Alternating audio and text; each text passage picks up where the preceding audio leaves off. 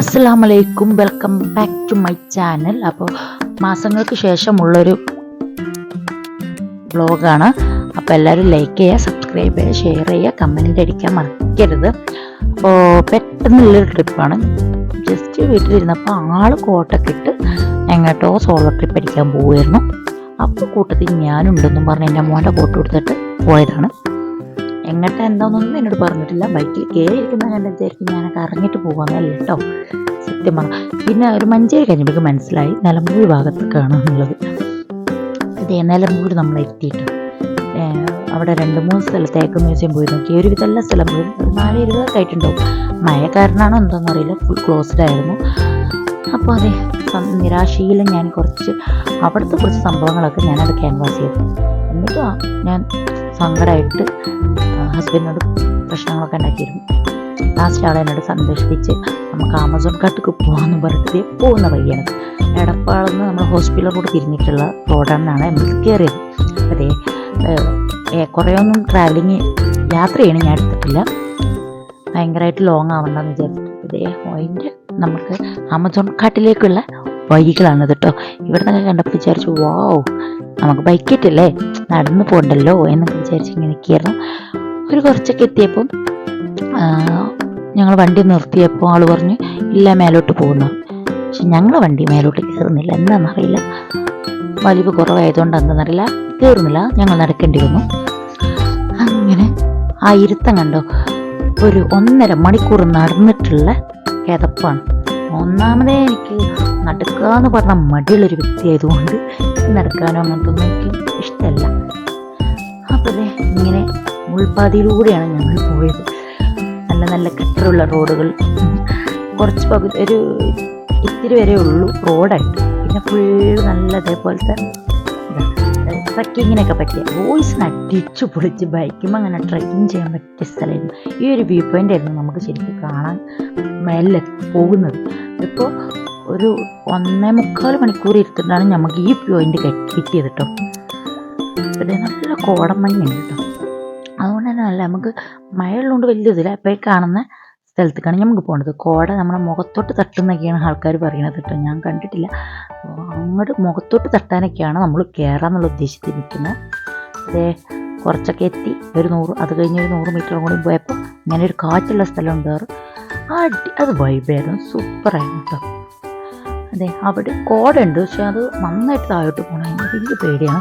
ഇപ്പോഴത്തെ ഒന്നാമത് കാലാവസ്ഥയൊക്കെ പ്രശ്നങ്ങളാണ്. അവിടെ വല്ല വീയൊന്നൊന്നും നമുക്കറിയില്ലല്ലോ, വെറുതെ എന്തിനാ വരുന്നത് അങ്ങനെ. അതുകൊണ്ട് അതെ അവിടെ ഉള്ളത് മാത്രം ഇങ്ങനെ ചാപ്പിച്ചിട്ട് അടിച്ച് പൊളിച്ച് ഇങ്ങനെ കുറച്ച് റീൽസിനൊക്കെ കിട്ടി, സൂപ്പറായി. പിന്നെ ക്യാമറമാൻ ഹസ്ബൻഡ് ആയതുകൊണ്ട് തന്നെ നന്നായിട്ടൊക്കെ എടുത്തെന്ന് തന്നത്. ഞാനെടുത്ത അത്ര തന്നെ നന്നാവില്ലായിരുന്നു.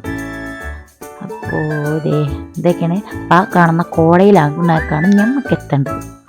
എത്തും എന്താണെന്ന് നമുക്ക് ജസ്റ്റ് വെയിറ്റ് നോക്കാം കേട്ടോ. അപ്പോൾ നല്ല നല്ല കവറ്റത്ത് ഇങ്ങനെ ഞാൻ പറന്ന് നടക്കുകയാണ് കേസ്, അടിച്ച് പൊളിച്ച് നടക്കേണ്ട കേസ്. നമ്മൾ അങ്ങോട്ട് പോകാനുള്ളൊരു ഉദ്ദേശമാണ്, പക്ഷെ നടന്നില്ല. നല്ല സത്യം പറയാമല്ലോ, പകുതി വരെ പോയി. പിന്നെ അവിടെ നിന്ന് 2 ചപ്പയ്യന്മാർ പറഞ്ഞു വടി എടുത്തിട്ട് നമുക്ക് കയറാൻ പറ്റുള്ളൂ എന്ന് പറഞ്ഞു. അതുകൊണ്ട് ഞാൻ വടി എടുക്കാനും പറ്റിയില്ല, കയറി നോക്കി. പക്ഷെ നല്ല സ്ലിപ്പായതുകൊണ്ട് ഞാൻ കയറിയില്ല. ഓരോരുത്തർ കുട്ടികളൊക്കെ കൊണ്ടുവരുന്നുണ്ട് കേട്ടോ. അതൊക്കെ കണ്ടെന്ന് വിചാരിച്ചു, അവർ കുട്ടികളെ കൊണ്ട് കയറുന്നുണ്ടല്ലോ കേസ്, എന്നിട്ട് ഞാൻ കയറിയില്ലല്ലോ. എന്തായാലും കിട്ടുന്ന വ്യൂ കിട്ടിയല്ലോ, നല്ല കാറ്റുള്ള വ്യൂ കിട്ടിയല്ലോ. ഇനി മഞ്ഞ് മുഖത്തോട്ട് തട്ടുന്നതല്ലേ, അത് ഇൻഷാ അല്ലാഹ് നമുക്ക് വിധി ഉണ്ടെങ്കിൽ എടുക്കാം. കുറച്ചൊക്കെ ഒന്ന് മയക്കുന്നത് നിൽക്കട്ടെ, അങ്ങനെയല്ല കുറച്ചൊക്കെ ഒന്ന് നല്ല ഒരു കാലാവസ്ഥയിൽ നിൽക്കട്ടെ. മയത്താണ് നമുക്ക് കോടമഞ്ഞ് കിട്ടുള്ളൂ. കണ്ടോ വോയിസ് അതിന് വേണ്ടി നിൽക്കുന്നുണ്ട്, ഒരുപാട് വോയിസ് ഫുള്ളായിട്ടായിട്ടും ട്രക്കിങ് വേണ്ടിയിട്ടും.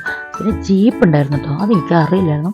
ഞാൻ അവിടെ കണ്ടപ്പോൾ ഞാൻ പറഞ്ഞു ഹസ്ബൻഡിനോട് ജീപ്പ് ഉണ്ടെന്ന്. പക്ഷെ അവർ പറഞ്ഞു അതങ്ങനെ പോകുന്ന ജീപ്പല്ല എന്നാണ് പറഞ്ഞത്.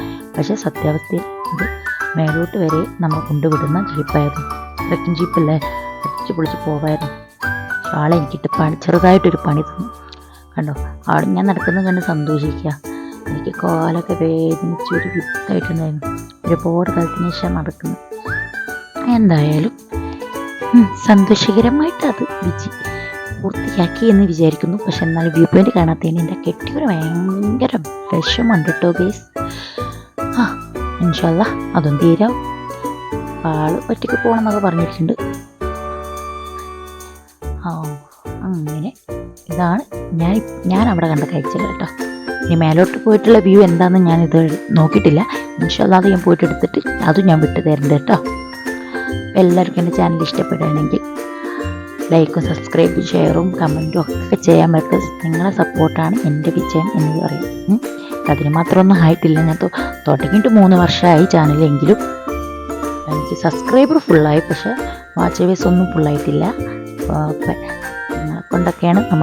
നിങ്ങളെ കൊണ്ടാണ് എനിക്കത് ആവുള്ളൂ. നിങ്ങൾ കണ്ട് സന്തോഷമായിട്ട് എനിക്ക് ലൈക്കും എന്നെ സപ്പോർട്ട് ചെയ്യുക. ന്യൂ വീഡിയോ ആയിട്ട് ഞാൻ വരാം ഗൈസ്. അസ്സലാമു അലൈക്കും.